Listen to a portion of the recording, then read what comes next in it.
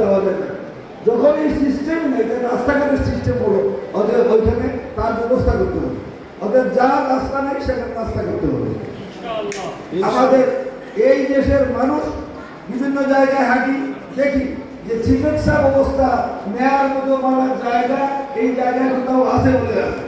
কিছু কিছু আছেন, আমি যদি বলি যে ডাক্তাররা আছেন নেন, ওদের বিরুদ্ধে আমি কোনো কথা বলতে চাই না।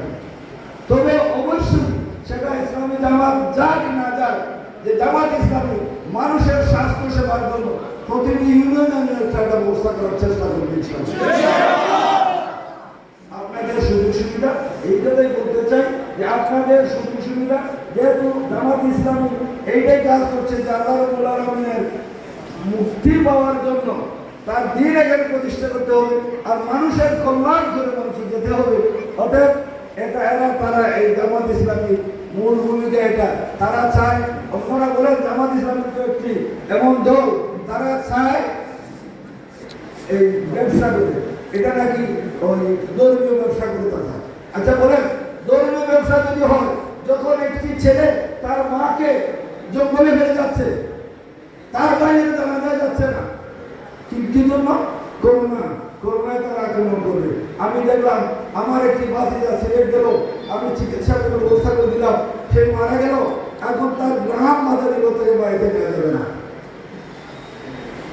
দুঃখের সাথে তাকে ওখানে দাফন করতে হয়েছে। এই অবস্থা ছিল। এই অবস্থার মধ্যে কোনো মানুষ কি এই মানুষগুলোর মধ্যে পানি ব্যাংকে যেতে পারে ওদেরকে খাওয়ানোর জন্য? বাংলাদেশ জামাত ইসলামী আমিরে জামাত ওনার নেতৃবৃন্দ কর্মী আস্থা বাংলাদেশে যেখানে যা দরকার মানুষের সব যা দরকার অনুযায়ী দেওয়া যায় না, কিন্তু এই মানুষ গুলোর কাছে জামাত ইসলামী আমিরে জামাত গিয়েছেন, জান নাই? আমিরে জামাত ঘোষণা করেছেন যে জামাত ইসলামীর এমপি হলে কোনো এমপির গাড়ি বরাদ্দ দেওয়া যাবে না। আপনাদের অবস্থা থেকে এখন আমি যদি বলি যে আপনারা বলেন জামাত ইসলামীর কোন মানুষ এই 15 বছর কোথায় ছিল? খেতে ছিল, কোনো সময় বাড়িতে থাকতে পারে নাই, থাকতে দেওয়া হবে না। এমনি অবস্থায় এই যে মানুষগুলো, এই যে আমি বললাম জামাত ইসলাম চলে যাচ্ছে, আমি অন্যরা সাহায্যের জন্য যাচ্ছেন, ওদেরকে পুলিশ ধরে নেই, পুলিশ ধরেছে। আমার একদম রোহিঙ্গাদের সাহায্যের জন্য দিয়েছে, ও বাইরের থেকে মেহমানরা এসেছে, সেখানে এই মেহমানদের সমস্ত তারা দাওয়া করছে। কি লজ্জার কথা, বাইরের থেকে এসেছে আমাদেরকে সাহায্য করতে, সেখানেও এই সরকার মন্ত্র দিয়েছে। এইটা হচ্ছে সিস্টেম। এই সিস্টেম জামাত ইসলামী রাখবে না ইনশাআল্লাহ।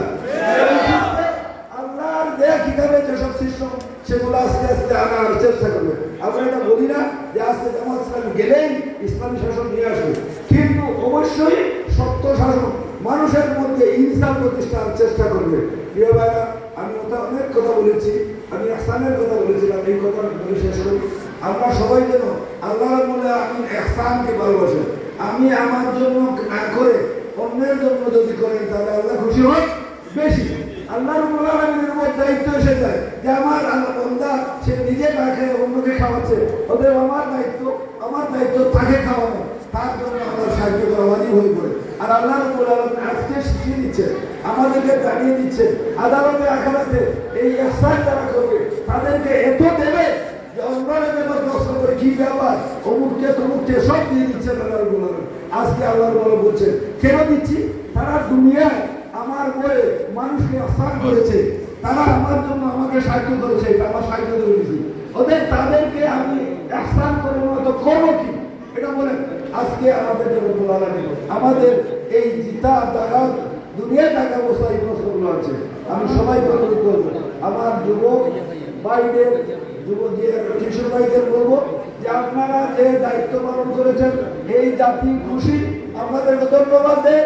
তবে এটা করে শেষ নয়, আগামীতেও সাবধান থাকতে হবে, আবার স্বৈরাচারের জন্য জন্ম না হয়। এই দেশ চলছে জামাত ইসলামী, আল্লাহ রাব্বুল আলামিন যে অবস্থায় নিয়েছেন, জামাত ইসলামী জনগণ আর কোনো অবস্থা এই দেশে স্বৈরাচার আসতে দিবে না, আর যার যা ইচ্ছা তাই করতে দেবে না ইনশাআল্লাহ।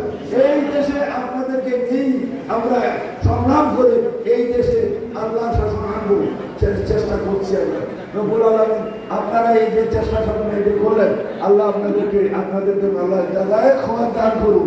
আপনারা বলেন আমিন। আর আমার জন্য আপনাদের কাছে দোয়া চাই। আমার কথা শেষ করার আগে আমি একটা জিনিস বলতে চাই। আচ্ছা, এমপিরা যাচ্ছেন বিভিন্ন ধরনের, তারা এরোপ্লেন আনে নাকি? এগুলো কাদের হাত দিয়ে বন্টন হয়? চেয়ারম্যান, উপজেলার চেয়ারম্যান, এরপরে মেম্বার ইত্যাদির মাধ্যমে। এখন এই খাদানশি ইউনিয়নের চেয়ারম্যান আপনারা হয়েছিলেন। আচ্ছা, নিজামুদ্দিন সিদ্দিকী যখন চেয়ারম্যান ছিল আপনাদের কোনো কিছু আত্মসাৎ করেছিল? আমি আজকে ঘোষণা দিতে চাই, আমি আমার এক ছোট ভাই, আমি বিয়াসকে চিনি, অনেক চিনেছি ছাত্রা অবস্থায়। আমি আমি এই সমাজের কাজ হাতে দিয়েছিলাম, আজও আমি করছি। আল্লাহ রাব্বুল আলামিন আমাকে আপনাদের দোয়া করে হয়তো ব্যবহার করতে পারে নাকি? আমি এই জাসুদ্দিনের মধ্যে এমন কিছু জিনিস দেখছি যে আগামী দিনে আপনাদের একটি ভবিষ্যৎ, এই ইউনিয়নের জন্য একটি মানুষ হবে, তাকে আমি জামাত ইসলামের পক্ষ থেকে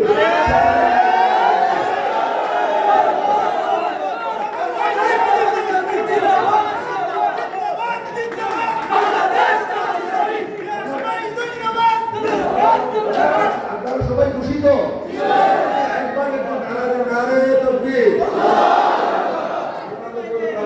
আমাদের সবাইকে তার পথে সঠিকভাবে আল্লাহকে সামনে রেখে, আল্লাহ রাব্বুল আলামিনের সব সময় সামনে রেখে আমরা চলাফেরা করতে পারি। সবাইকে আবার আপনাদের কাছে আমার জন্য দোয়া করছেন, দোয়া আছে আমাদের যে কথা আমরা দিচ্ছি, আমি যা চাই সেগুলো করার জন্য আমার তৌফিক দান করুন। আল্লাহু আকবার। জিন্দাবাদ জিন্দাবাদ জিন্দাবাদ জিন্দাবাদ বাংলাদেশ জামাত ইসলামী। আল্লাহর চাই, সত্যের শাসন চাই।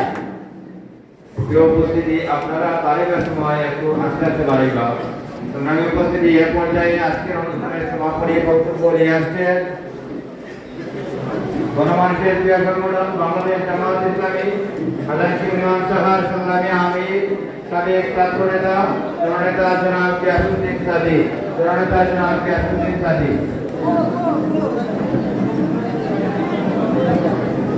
আলহামদুলিল্লাহ, সম্মানিত উপস্থিতি, আমরা শৃঙ্খলার সাথে বের হব। এখানে আপনাদের জন্য হালকা কিছু আপ্যায়ন আছে, আপ্যায়ন নিয়ে আপনারা সাথে যাবেন ইনশাআল্লাহ। একটু সময় আমরা ধৈর্য সহকারে আস্তে আস্তে বাজাবো। সম্মানিত উপস্থিতি, সবার সুস্বাস্থ্য দীর্ঘায়ু কামনা করছি। অনেক ষড়যন্ত্রের পরও আজকের সমাবেশ সুন্দর হয়েছে, সফল হয়েছে, এর জন্য সবাইকে ধন্যবাদ জানাচ্ছি। আর জাযাউল ইহসান ইল্লা ইহসান। সম্মানিত উপস্থিতি, সবার সুস্বাস্থ্য দীর্ঘায়ু কামনা করে মেহমানদের সময় দেওয়ার জন্য মেহমানদের কৃতজ্ঞতা আদায় করে আজকের এই প্রোগ্রাম সমাপ্তি ঘোষণা করছি। সুবহানাকা আল্লাহুম্মা ওয়া বিহামদিকা আশহাদু আল লা ইলাহা ইল্লা আনতা আস্তাগফিরুকা ওয়া আতুবু ইলাইক। আপনারা ধীরে ধীরে দেখবেন।